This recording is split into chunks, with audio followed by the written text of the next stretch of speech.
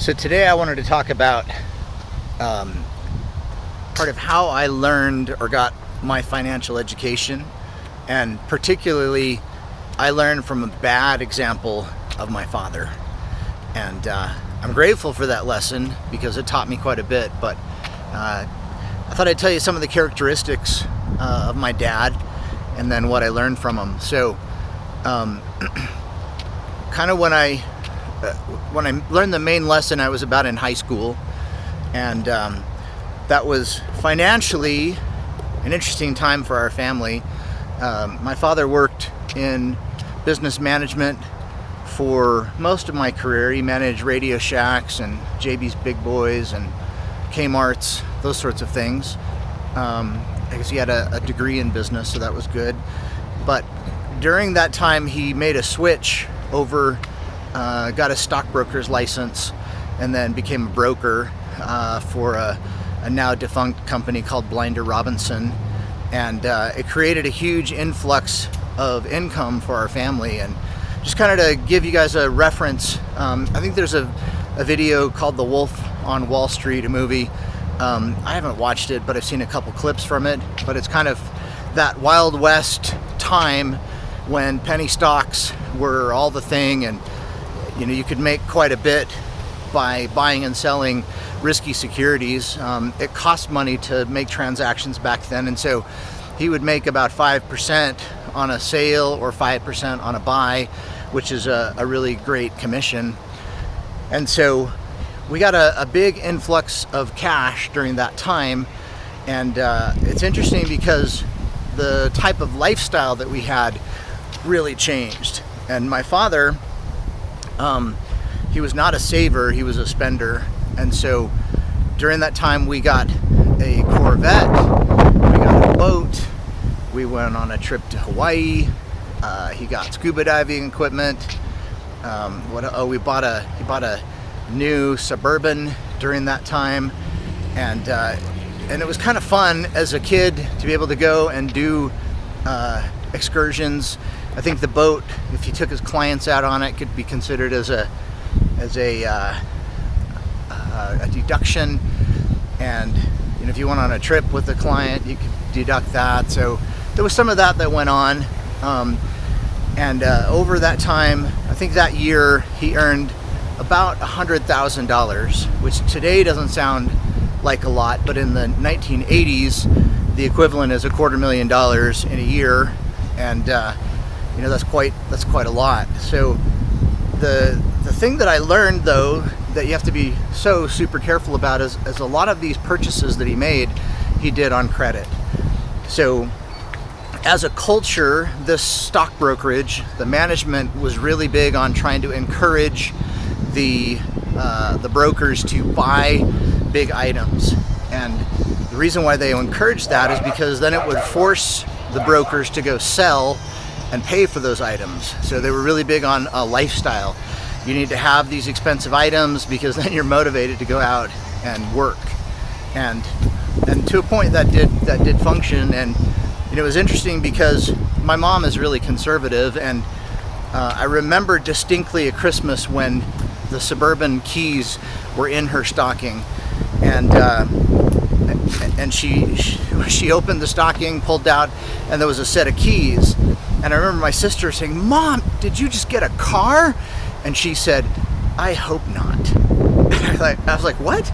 You hope not?" But yep, there was a new car out there. We all went out, got a ride in it. And years later, I chatted with her, and it was interesting because she said that the two of them had discussed the purchase of a new car, looked over the numbers, and came up and realized, no, it's not a wise financial choice to get that Suburban. But yet my dad just went out and bought it anyways.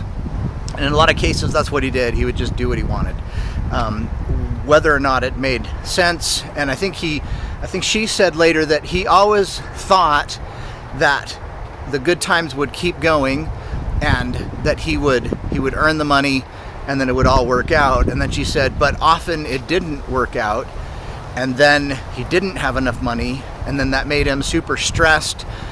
He made him grumpy and angry, and I kind of remember him as being an angry person for most of the time while I grew up. So it definitely impacted our relationship.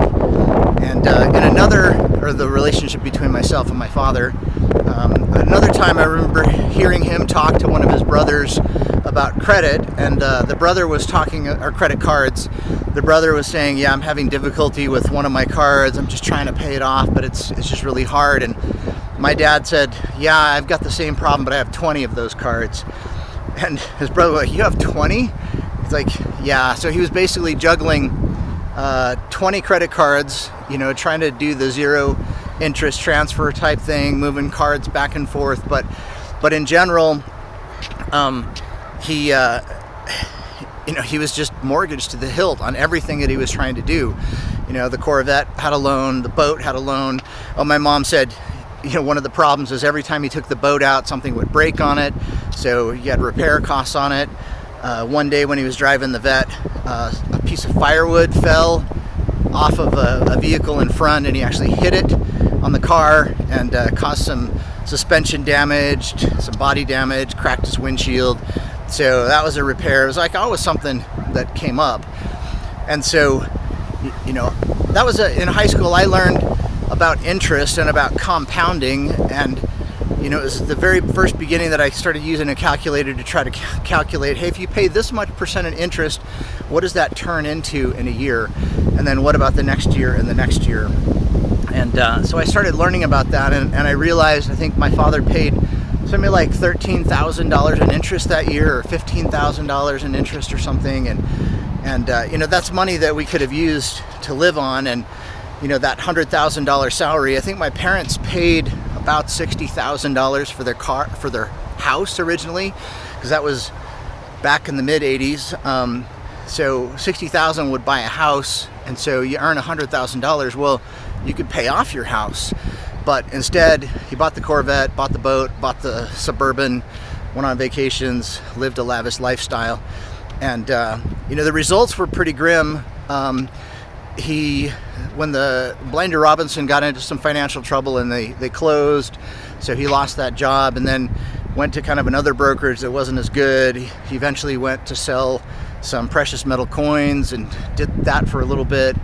But really the money basically ran out, and so I think he let the Suburban get repossessed at one point. He just was upside down and it couldn't make the payments. He ended up selling the Corvette. I don't know if he was upside down in that or not. The boat went away at some point or another.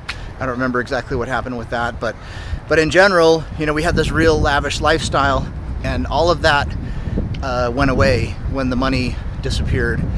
And he still had debts. Eventually he was working 3 jobs, still highly stressed, and at about age 43 my father had a stroke, and then brain surgery, and has just never recovered, never been the same. So I don't know if it was the financial stress that caused the aneurysm to happen, but that's kind of the result. But before that, we had lost several of our toys and other things. They all had to go back.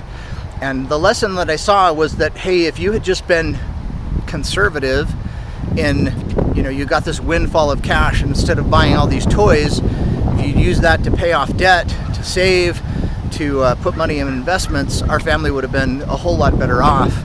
But instead he lived a lavish lifestyle, and part of it I can understand, because he's dealing with clients and you have to look a certain way. I remember we would go on vacation and he'd buy these fake Rolex watches, and he would wear those, and he even sent one of the fake watches in to get gold plating on it, because he was just trying to look a certain way, and wearing a Rolex was a way to kind of do that. And it was just you have to have an aura of wealth to live in this kind of society. And so part of it I can understand, but if you had just been more savvy with your finances and saved rather than trying to look so impressive to everybody else, you would have had more in the long run. So as a kid, I saw that, and I saw what happened when you buy a bunch of stuff but you really can't afford it. You end up paying a whole bunch of interest costs.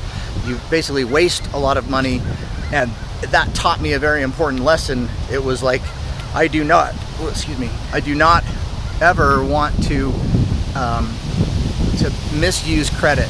And so I kind of made a vow that I would not repeat what my father did, and I've held up with that. And so there have been times when I've had to take on debt, but I have tried to get out of debt as quickly as I could. My wife and I both took on student loans when we were younger to make it through the last part of our college. We bought a house. We each had a car, and so kind of the story with each of those is, on the car loans, I tried to make extra principal payments on those and pay them off as quickly as I could. I think even though the car loan was a little less than some of the other, than maybe the student loan debt, I knew that it was a smaller amount and I could knock that off quicker. And so, I would pay off one car, and then I would got the next car paid off.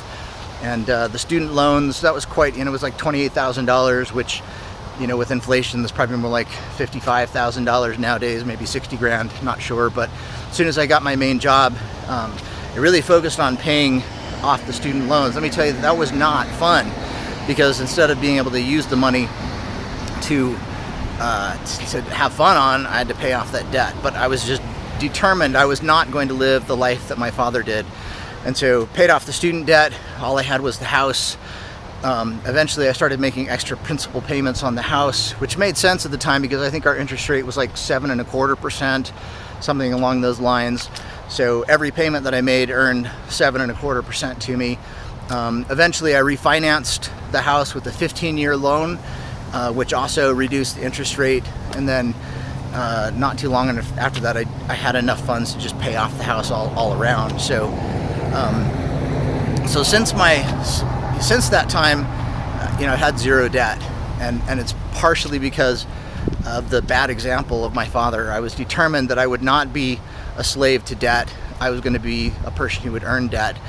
Now, I've had credit cards all my life. I use them. I harvest points from them, but in the 30 years that I have, used them from the time I was a college student, I have never carried a balance or received a finance charge for any of those credit cards.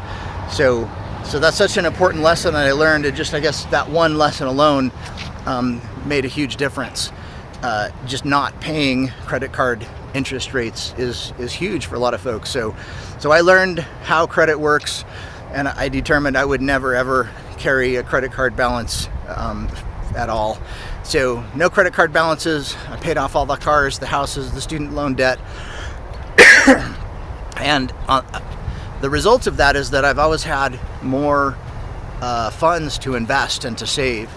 And so doing the upfront work to just, we didn't buy lavish things either. Like the cars were small, the house is modest, which also made it easier to pay off. But all those things worked together so that I was not a person who paid interest. I was a person who started earning investment interest. So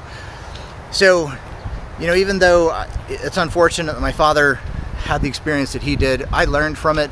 I saw from the family issues that we had, his lavish lifestyle, the marital problems that it caused, the high stress, the anger, all of that. I determined I wasn't going to do that. So I learned from my dad's bad example to not get into credit card debt, not get into huge car debt, pay off everything you can as quick as you can, and just be wise about compounding interest and all of that. So that's kind of my own story. I got to witness firsthand the stockbroker lifestyle and some wild times, but they just don't last. So make sure you're safe and always prepared for hard times. So I don't know, like, subscribe. None of this is financial advice, just an interesting story and how I learned a lesson from my father that was a bad example. We'll see you. Bye.